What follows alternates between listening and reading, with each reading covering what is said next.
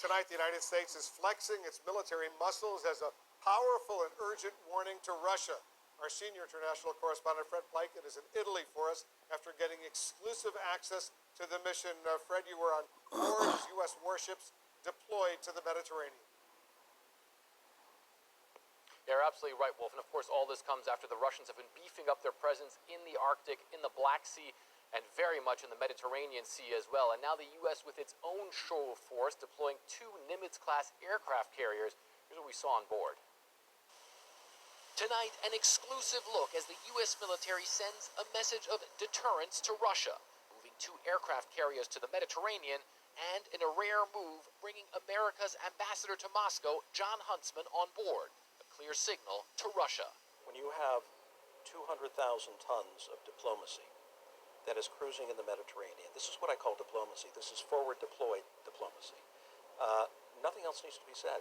You have all the confidence you need when you sit down and you try to find solutions to the problems that have divided us now for many, many years.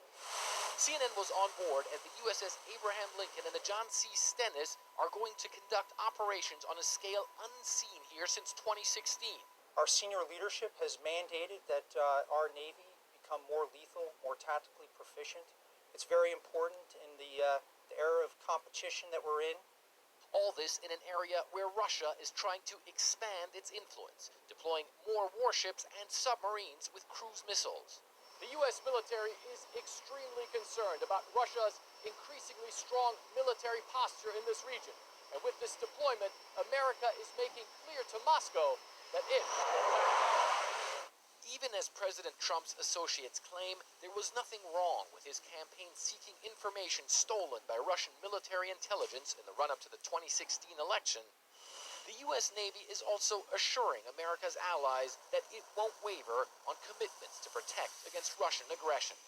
A Spanish ship even sailing as part of the carrier strike group. We're not going to be deterred by any potential adversary. And we are going to support our interest as Americans and also those of our allies as we steam throughout the world.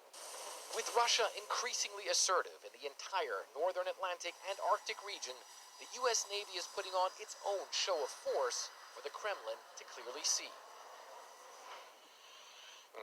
And of course, the Russians themselves trying to, Wolf, cement their presence in the Mediterranean Sea, trying to sign a long-term lease for a port in Syria to make sure they can keep their warships and their submarines in that area as well, Wolf.